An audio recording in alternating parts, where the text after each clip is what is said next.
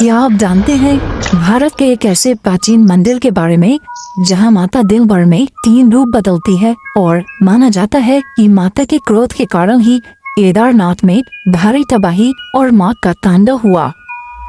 हर हर महादेव दोस्तों, आप सभी का स्वागत है हमारे इस YouTube चैनल पर। हमारी आज की कथा माँ के एक ऐसे दिव्य स्वरूप की है जो उत्तराखंड में साक्षात माँ काली के रूप में विराजमान है। माँ का यह दिव्य मंदिर उत्तराखंड में श्रीनगर और रुद्रप्रयाग के बीच में अलकनंदा नदी के तट पर स्थित है। माँ धारी देवी का यह दिव्य मंदिर डैम के बीचों बीच स्थित है और चारों ओर से पर्वत घाटियों से घिरा हुआ एक मनोहर स्थान पर बसा हुआ है, जो माँ धारी देवी के नाम से पूरी दुनिया में विख्यात है। माँ को उत्तराखंड की संरक्षक देवी और चारों धाम के रक्षक के रूप में माना जाता है।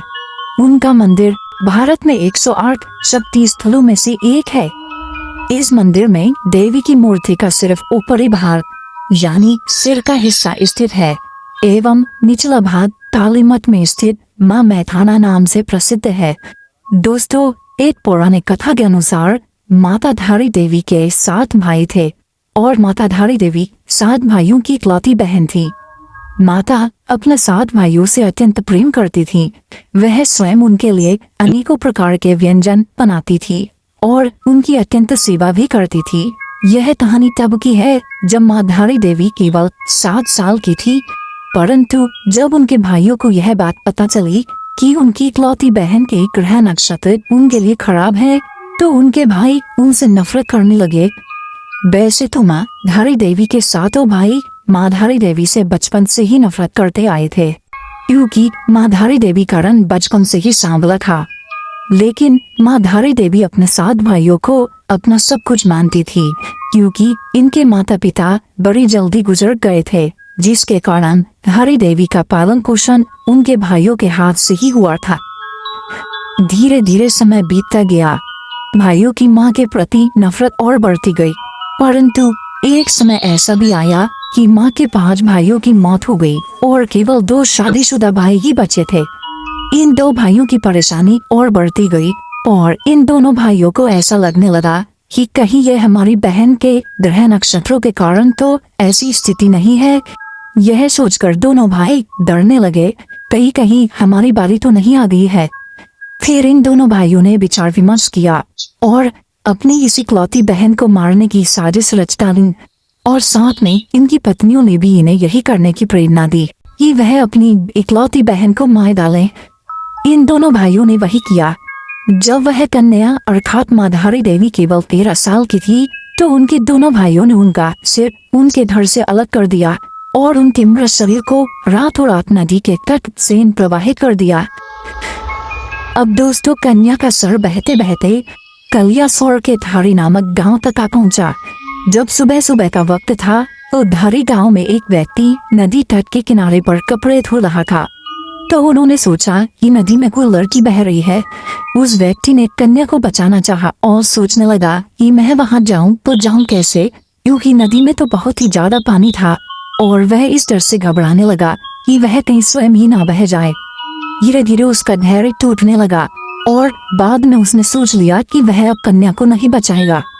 लेकिन अचानक एक आवाज नदी से उस कटे हुए सिर से आई, जिसने उस व्यक्ति का धैर्य बढ़ा दिया। वह आवाज थी कि तू घबरा मत और तू मुझे यहाँ से बचा। मैं तेरे को यहाँ से आश्वासन दिलाती हूँ कि तू जहाँ जहाँ पैर रखेगा, मैं वहाँ वहाँ तेरे लिए सीढ़ी बना दूंगी। कहा जाता है कि कुछ समय पहले ही ये सीढ़ियाँ यहाँ पर दिखाई देती थी। जैसे ही उस व्यक्ति ने माँ को बचाने हेतु अपने पैर नदी पर रखे, तो वहाँ सीढ़ियाँ बनती चली गईं। और उस व्यक्ति ने जब उस कटे हुए सिर को कन्या समझकर उठाया, तो वह व्यक्ति अचानक से घबराने लगा और जिसे वह कन्या समझ रहा था, वह तो एक कटा हुआ सिर निकला। फिर उस कटे हुए सिर से आवाज आई कि तू घबरा मत, मैं देव रूप में हूँ और मुझे एक पवित्र सुंदर स्थान पर एक पत्थर पर स्थापित कर दे। और उस व्यक्ति ने वही किया जो उस कटे हुए सिर ने उस व्यक्ति को बोला, क्योंकि उस व्यक्ति के लिए भी वह किसी चमत्कार से कम नहीं था।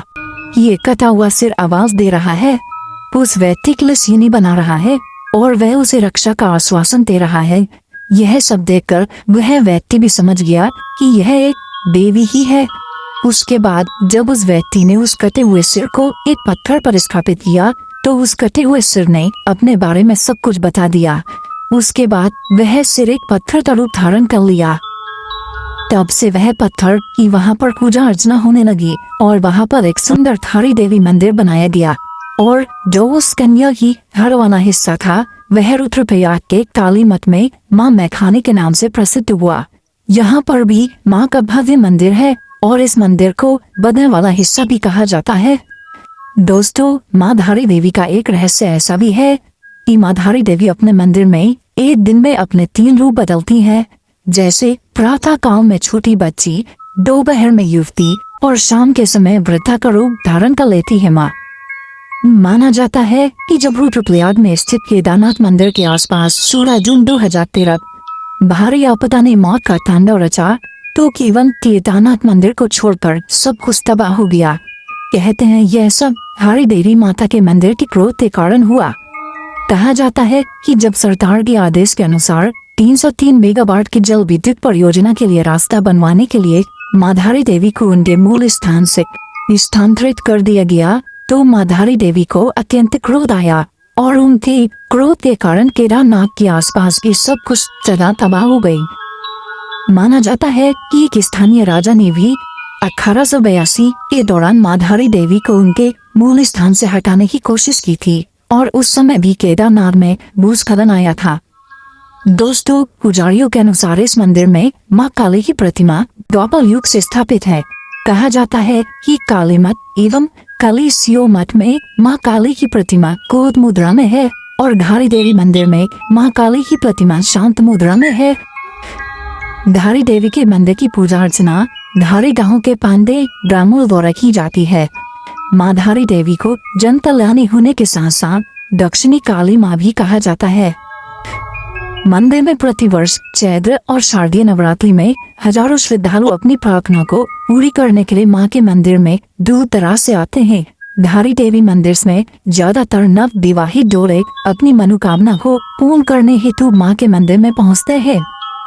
मां धारी देवी को मां शक्ति के रूप में, महाकाली के रूप में पूजा जाता है।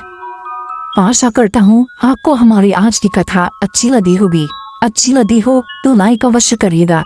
कमेंट में एक बार माँ धारी देवी का जयकारा अवश्य लगाइएगा। जय माँ आदिशक्ति।